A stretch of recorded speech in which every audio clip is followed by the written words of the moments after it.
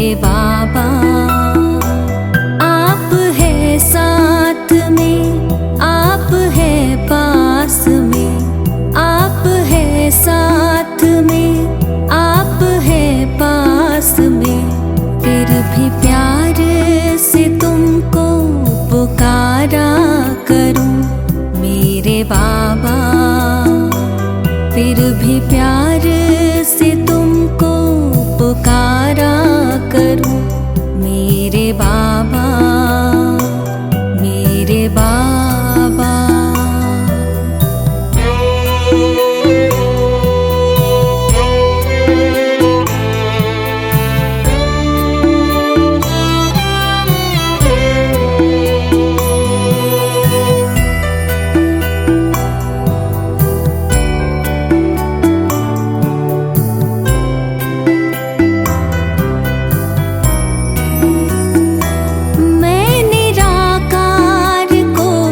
देखते देखते अब तो मैं भी निराकार होने लगी।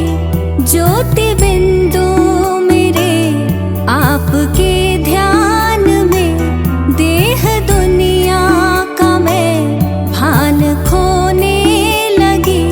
देह दुनिया का मैं भान खोने लगी। आप यूं ही पधारे इस धाम में मेरे बाबा। मैं परम धाम में यूं पधारा करूं मेरे बाबा, मेरे बाबा।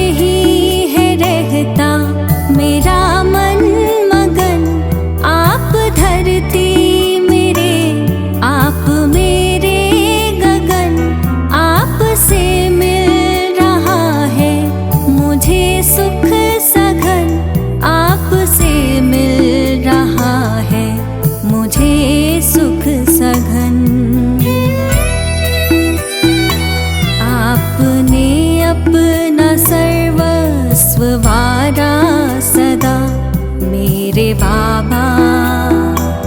आप पर मैं भी सर्वस्व वारा करूं मेरे बाबा, मेरे बाबा। मेरे बाबा, मेरे बाबा,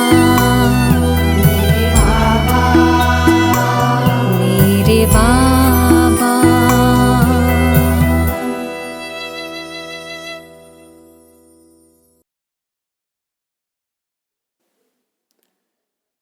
ओम शांति। 22/1/2024 बाबा के मधुर महावाक्य है। मीठे बच्चे, तुम्हें संपूर्ण पावन बनना है, इसलिए कभी किसको दुख नहीं दो। कर्मेंद्रियों से कोई विकर्म न हो। सदा बाप के फरमान पर चलते रहो। प्रश्न: पत्थर से पारस बनने की युक्ति क्या है? कौन सी बीमारी इसमें विघ्न रूप बनती है? उत्तर: पत्थर से पारस बनने के लिए पूरा नारायणी नशा चाहिए। देह अभिमान टूटा हुआ हो। ये देह अभिमान ही कड़े से कड़ी बीमारी है। जब तक देही अभिमानी नहीं, तब तक पारस नहीं बन सकते। पारस बनने वाले ही बाप आपके मददगार बन सकते हैं। दूसरी पॉइंट, सर्विस भी तुम्हारी बुद्धि को सोने का बना देगी। इसके लिए पढ़ाई पर पूरा अटेंशन चाहिए। ओम शांति। रूहानी बच्चों प्रति रूहानी बाप सावधानी देते हैं कि बच्चे अपने को संगम युगी समझो, सतयुगी तो नहीं समझेंगे। तुम ब्राह्मण ही अपने को संगम युगी समझेंगे और तो सभी अपने को कलयुगी समझेंगे। बहुत फर्क है। सतयुग और कलयुग, स्वर्गवासी व नरकवासी। तुम तो न स्वर्गवासी हो न नरकवासी, तुम हो पुरुषोत्तम संगम युगवासी। इस संगम युग को तुम ब्राह्मण ही जानते हो और कोई नहीं जानते। तुम भल जानते भी हो परंतु भूल जाते हो। अब मनुष्यों को कैसे समझाएं? वे तो रावण की जंजीरों में फंसे हुए हैं। राम राज्य तो है नहीं, रावण को जलाते ही रहते। इससे सिद्ध है कि रावण का राज्य है। राम राज्य क्या है, रावण राज्य क्या है, ये भी तुम समझते हो। नंबर वार बाप आते हैं संगम युग पर, तो ये भेंट भी अभी की जाती है। सतयुग और कलयुग की। कलयुग में रहने वालों को नरकवासी, सतयुग में रहने वालों को स्वर्गवासी कहा जाता। स्वर्गवासी को पावन, नरकवासी को पतित कहा जाता। तुम्हारी तो बात ही निराली है। तो तुम इस पुरुषोत्तम संगम युग को जानते हो। तुम समझते हो हम ब्राह्मण हैं। वर्णों वाला चित्र भी तो तुम इस पुरुषोत्तम समझा सकते हो। इस पर भी तुम अच्छा समझा सकते। कंट्रास्ट बतलाना चाहिए। जो मनुष्य अपने को नरकवासी पतित कंगाल समझे, लिखना चाहिए अब इस पुरानी कलयुगी दुनिया है, सतयुग स्वर्ग नई दुनिया है। तो तुम नरकवासी हो या स्वर्गवासी, तुम देवता हो या असुर, ऐसे तो कोई नहीं कहेंगे कि हम स्वर्गवासी हैं। कई ऐसे समझते हैं हम तो स्वर्ग में बैठे हैं। अरे ये तो नरक है ना, सतयुग है कहाँ? ये रावण का राज्य है। तब तो रावण को जलाते हैं। उन्हों के पास भी कितने जवाब होते हैं। सर्वव्यापी पर भी कितनी डिबेट करते हैं। तुम बच्चे तो एकदम क्लियर पूछते हो, अब नई दुनिया है या पुरानी दुनिया? ऐसा क्लियर कंट्रास्ट बतलाना है। इसमें बहुत ब्रेन चाहिए। ऐसा युक्ति से लिखना चाहिए जो मनुष्य अपने से पूछे कि मैं स्वर्गवासी हूँ या नरकवासी, ये पुरानी दुनिया है या नई दुनिया, ये राम राज्य है या रावण का राज्य। हम पुरानी कलयुगी दुनिया के रहवासी हैं या नई दुनिया के वासी हैं। हिंदी में लिखकर फिर अंग्रेजी गुजराती में ट्रांसलेट करें तो मनुष्य अपने से पूछे कि हम कहाँ के रहवासी हैं। कोई शरीर छोड़ते तो कहते स्वर्ग पधारा, लेकिन स्वर्ग अभी है कहाँ? अभी तो कलयुग है। जरूर पुनर्जन्म भी यहाँ ही लेंगे। स्वर्ग तो सतयुग को कहा जाता, वहाँ अभी कैसे जाएंगे? ये सब विचार सागर मंथन करने की बातें हैं। ऐसे क्लियर कंट्रास्ट हो, उसमें लिख दो, भगवान हो आज हर एक अपने से पूछे, मैं सतयुगी रामराज्य निवासी हूँ या कलयुगी रावण राज्य का निवासी हूँ। तुम ब्राह्मण हो संगम वासी, तुमको तो कोई जानते ही नहीं। तुम हो सबसे न्यारे, तुम सतयुग कलयुग को यथार्थ जानते हो। तुम ही पूछ सकते हो कि तुम विकारी भ्रष्टाचारी हो या निर्विकारी श्रेष्ठाचारी हो। ये तुम्हारा किताब भी बन सकता है। नई नई बातें निकालनी पड़े ना, जिससे मनुष्य समझे कि ईश्वर सर्वव्यापी नहीं है। तुम्हारी ये लिखत देख आप ही अंदर से पूछेंगे, इसको आयरन एज तो सब कहेंगे। सतयुगी डीटी राज्य तो इनको कोई कह न सके। ये हेल है या हेवन, ऐसी फर्स्ट क्लास लिखत लिखो कि मनुष्य अपने को समझ जाए कि हम बरोबर नरकवासी पतित हैं। हमारे में दैवी गुण तो है नहीं। कलयुग में सतयुगी कोई हो न सके। ऐसे विचार सागर मंथन कर लिखना चाहिए। जो ओटे सो अर्जुन, गीता में अर्जुन का नाम दिया है। बाबा कहते, ये जो गीता है उसमें आटे में नमक है, लून और चीनी में कितना फर्क है। वो मीठा और वो खारा श्री कृष्ण भगवान आज लिखकर गीता ही खारी कर दी है। मनुष्य कितना दलदल में फंस पड़े हैं। विचारों को ज्ञान के राज का पता ही नहीं। ज्ञान भगवान तुमको ही सुनाते हैं और किसको पता ही नहीं। नॉलेज तो बहुत सहज है, परंतु भगवान पढ़ाते हैं ये भूल जाते हैं। टीचर को ही भूल जाते, नहीं तो स्टूडेंट कभी टीचर को भूलते नहीं। घड़ी घड़ी कहते बाबा हम आपको भूल जाते हैं। बाबा कहते माया कम नहीं है, तुम देही अभिमानी बन पड़ते हो, बहुत विकर्म बन जाते हैं। ऐसा कोई खाली दिन नहीं जो विकर्म न होते हों। एक मुख्य विकर्म ये करते जो बाप के फरमान को भूल जाते।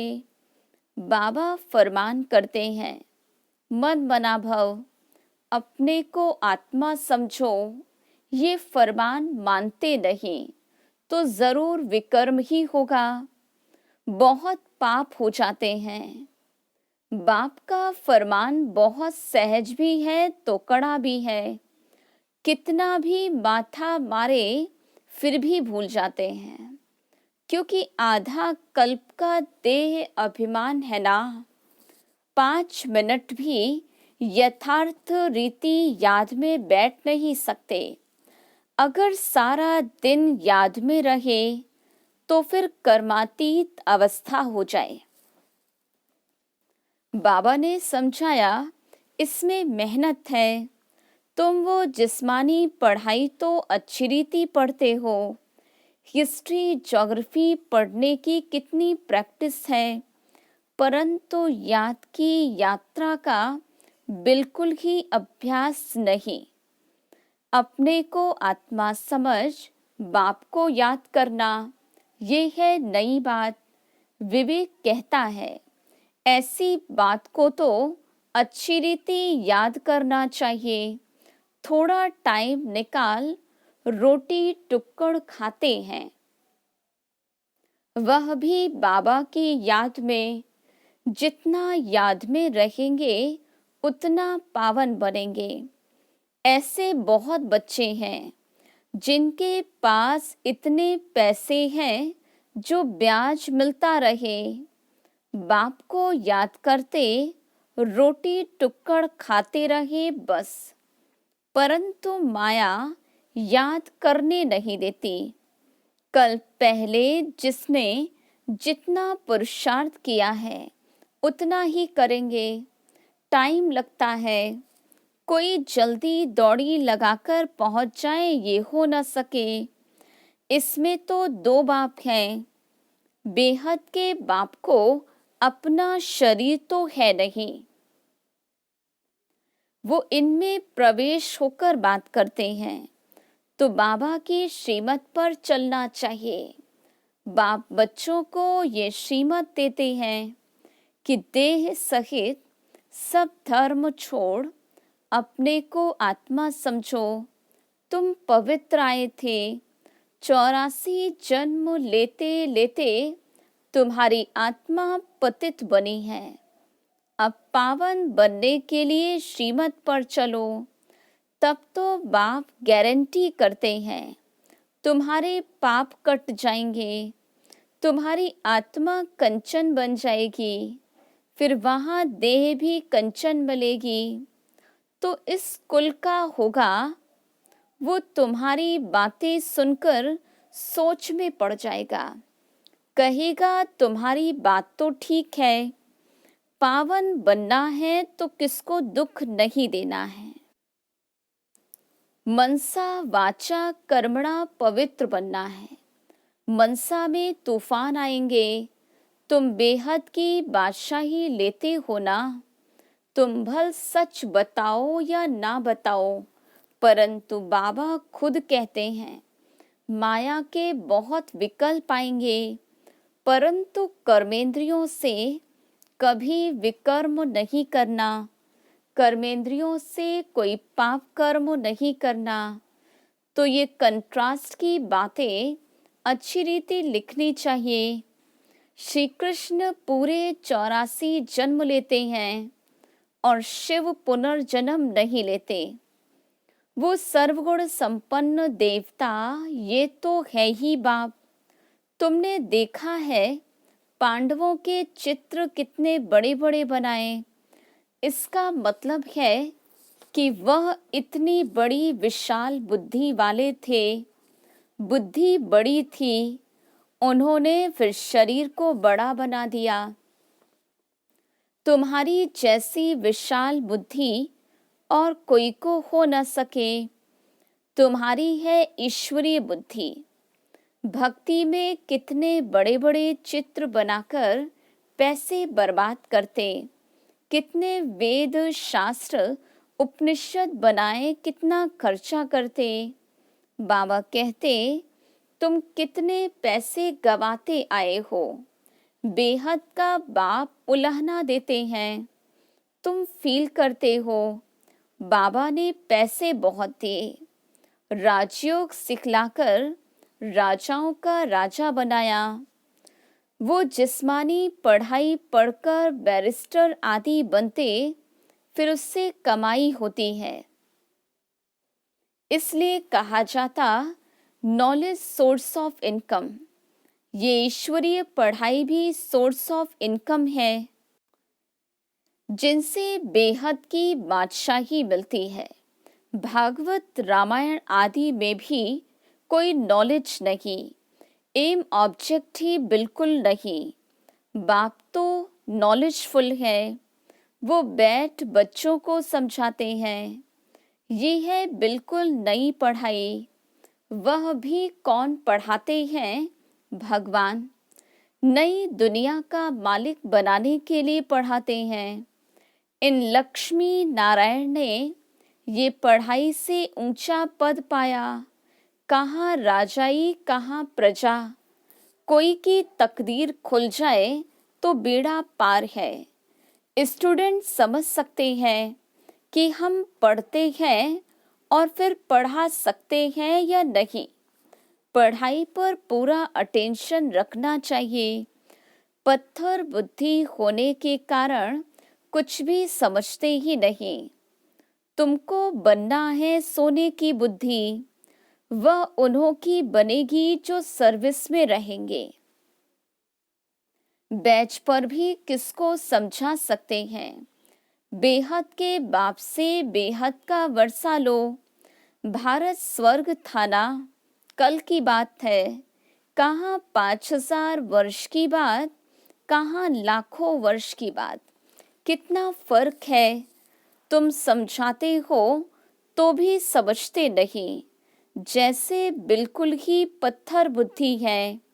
ये बैच भी तुम्हारे लिए जैसे कि गीता है, इसमें सारी पढ़ाई है। मनुष्यों को तो भक्ति मार्ग की गीता ही याद रहती है। अभी तुम जो बाप द्वारा गीता सुनते हो, उनसे तुम 21 जन्म के लिए सद्गति पाते हो। शुरू शुरू में तुमने ही गीता पढ़ी है, पूजा भी तुमने ही शुरू की। अब पुरुषार्थ कर गरीबों को भक्ति मार्ग की जंजीरों से छुड़ाना है।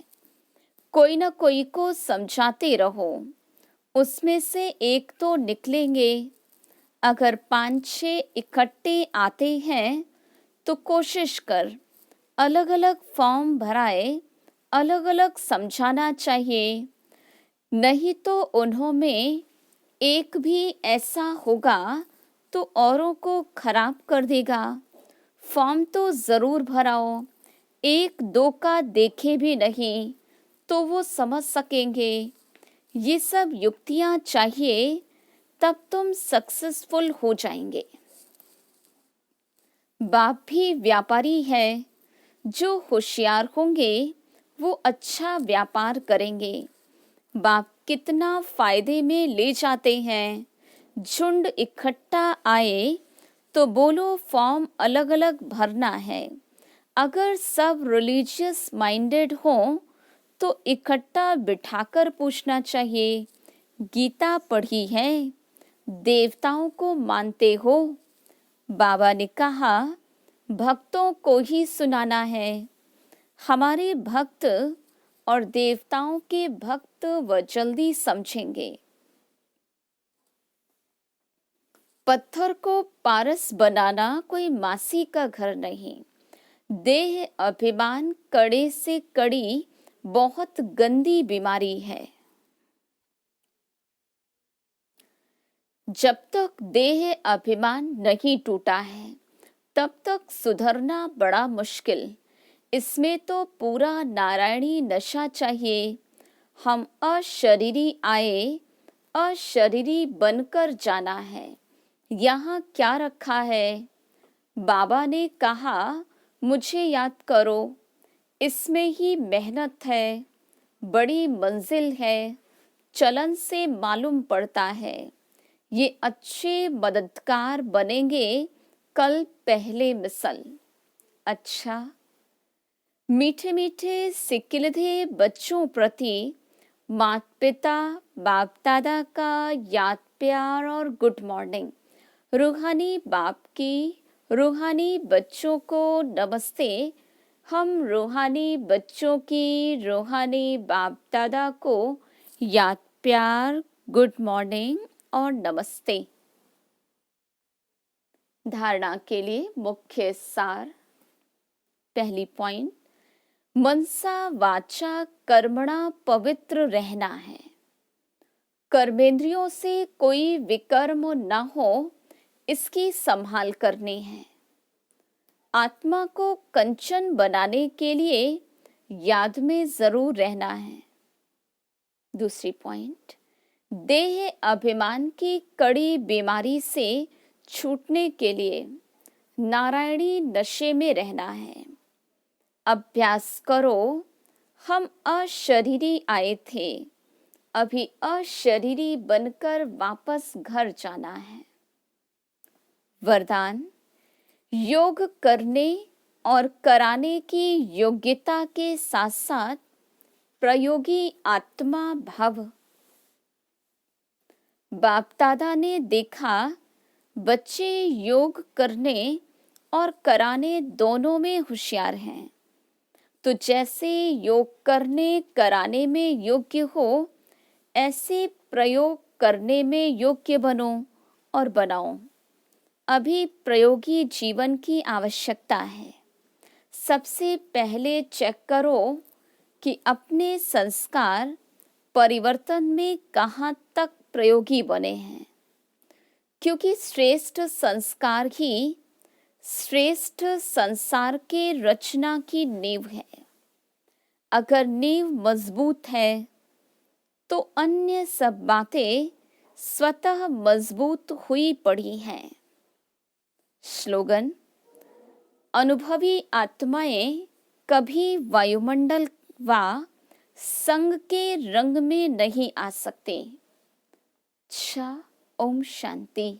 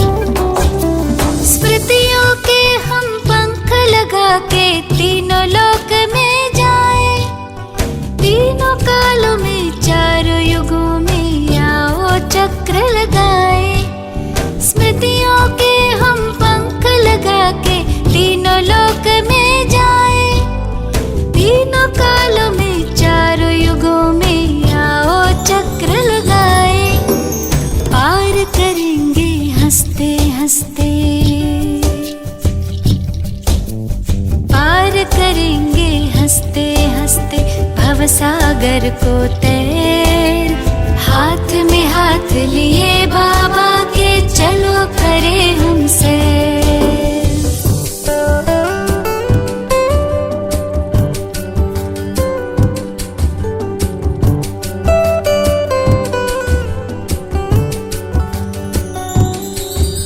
स्थूल वतन से ऊपर अपना सूक्ष्म वतन ये आया, यही फरिश्तों की दुनिया पहने प्रकाश में काया। स्थूल वतन से ऊपर अपना सूक्ष्म वतन ये आया, यही फरिश्तों की दुनिया पहने प्रकाश में काया। सबसे ऊपर मूल वतन घर, सबसे ऊपर मूल वतन घर, जाए तनिक यहाँ ठहर, हाथ में हाथ लिए बाबा के चलो करे हमसे। आदि काल में आत्माएं जब धरती पर है आई, देवी देवताओं की दुनिया स्वर्ग यही कहलाई। आदि काल में आत्माएं जब धरती पर है आई, देवी देवताओं की दुनिया स्वर्ग यही कहलाई। थे भंडार भरे भारत के, थे भंडार भरे भारत के, लगे सुखों के ढेर। सतयुग को हम मुख दे अपना, कलयुग को दे पैर।